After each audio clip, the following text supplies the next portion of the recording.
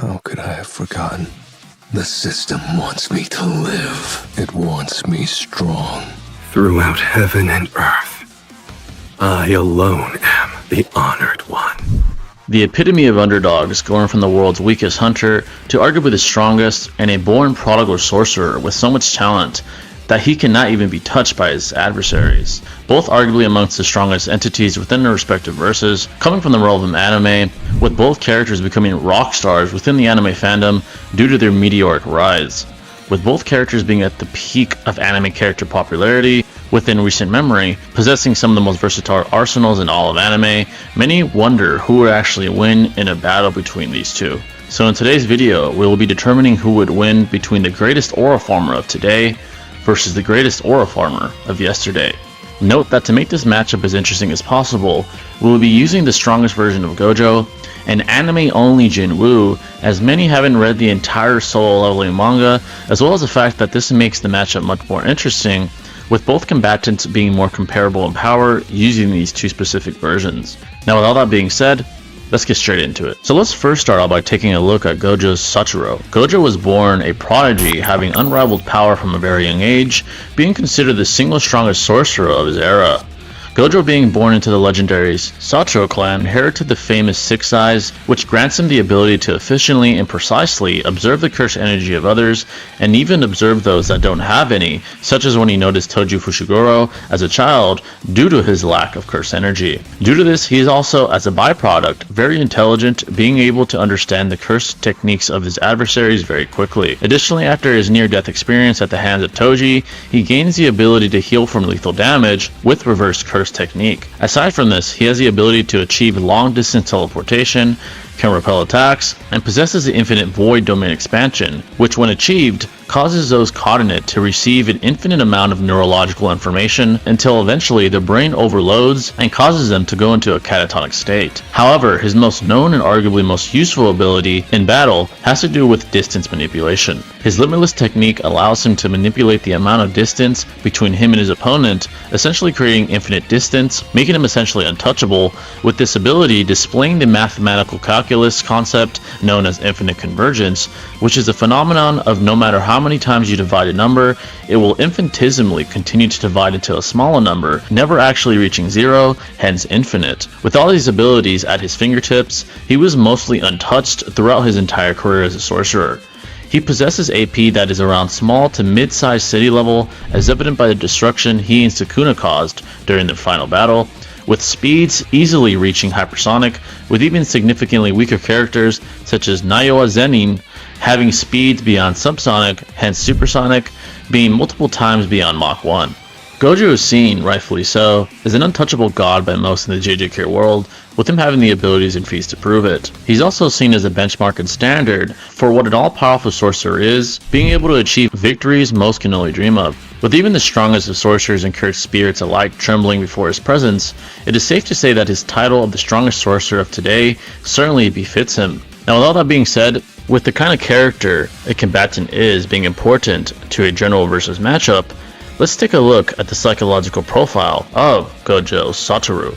Just what kind of man is Gojo? Well, due to his sheer power and dominance within the JJK world, he is supremely confident in battle no matter who he is facing, even arguably coming off as arrogant and dismissive at times. However, he holds true value for those within Jujutsu High and has dedicated himself to cultivating and mentoring the next generation of sorcerers. Additionally, he holds life of the innocent in great regard, going out of his way to save as many lives as possible when in the heat of battle. As far as a character flaw for Gojo, it would certainly be underestimating the abilities of those he battles, such as Toji Fushiguro when they first clashed, and even arguably Ryomen Sukuna, which cost him his life in the end. So now jumping into Jin-Woo as a combatant, Jin-Woo was born as a below average hunter in the solo leveling world, being so weak that he was often seen as a liability when participating in dungeon raids, being even titled the world's weakest hunter. However, after sacrificing himself in a very dangerous double dungeon raid, he was chosen as the player for what he calls the system,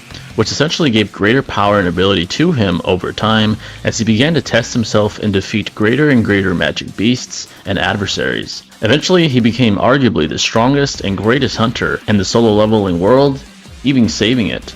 Now, what makes Jin-Woo interesting to analyze as far as strength and abilities is concerned is the very fact that he is constantly getting stronger with each battle. Now, by the time he becomes the hero of Jeju Island, arguably saving the entire world, he is far beyond S-ranked hunters, meaning he is capable of at least multi-city size levels of destruction, as the next higher rank are national level hunters, which are stated and implied to have the power to destroy entire countries. Jin-Woo's speed is beyond even massively hypersonic, as even previous to Jeju Island, when he was weaker, he was able to react to enhanced lightning strikes when facing a clone of the demon monarch, Baron. As far as abilities and tools, he can be said to have unlimited inventory, as he can nearly instantly summon acquired resistance potions, swords, daggers, and even physically stat amplifying potions such as Sprint, which grants him a 30% increase in speed mid-battle. Additionally, another insane ability at the fingertips of Sung Jin-Woo is the ability to collect and utilize shadows of the adversaries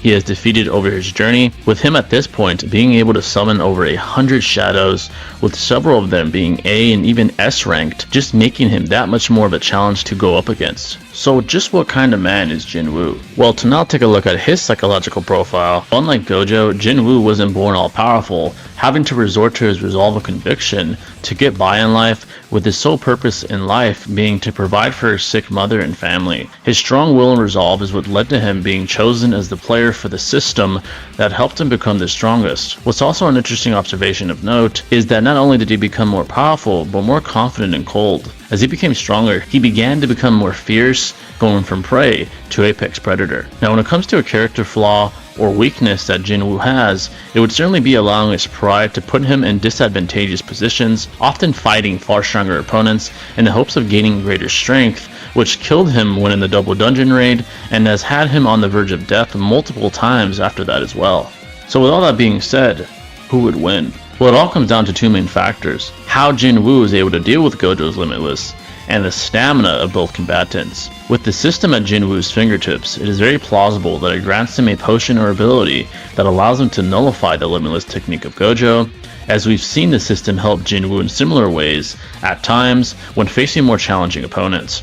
If this were to be the case, then Gojo would have to go toe-to-toe with Jin-Woo, which he simply wouldn't come out alive from, as the physical gap between him and Jin-Woo is too great, with Jin-Woo capable of speeds and damage far beyond what Gojo is capable of. Not to mention the fact that he has an entire army of shadows to help him just in case he needs it. Now, what if the system didn't help Jin-Woo nullify or bypass Gojo's Limitless? Well, it then comes down to a battle of attrition. Either Gojo would outlast Jin-Woo, where Jin-Woo would be so exhausted, Gojo could then kill Jin-Woo with Infinite Void or something else, or Jin-Woo would outlast Gojo, who once is empty on cursed energy, would no longer have Limitless active, which would lead to his defeat. The comparison in stamina isn't very fair, as Jin-Woo is able to fight for days to even weeks at a time, with Gojo showing fatigue only in a single battle against Sukuna before his death. Overall, Jin-Woo has more advantages, being physically superior and having a much more versatile arsenal,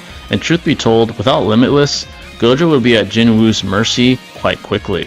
Hence, while it is theoretically possible for Gojo to win, on a balance of probabilities it is far more likely that Sung Jin-Woo would simply overwhelm Gojo and most likely even bypass his Limitless technique to defeat him. And there you guys have it, folks. That is the video. I've been wanting to do this video for quite some time, as these two are some of my favorite characters in all of anime. Please feel free to give any thoughts below, including any disagreements or recommendations for other great matchups with peak characters that you'd like to see. Anyways, I hope you folks enjoyed, and I'll see you in the next video. Stay classy.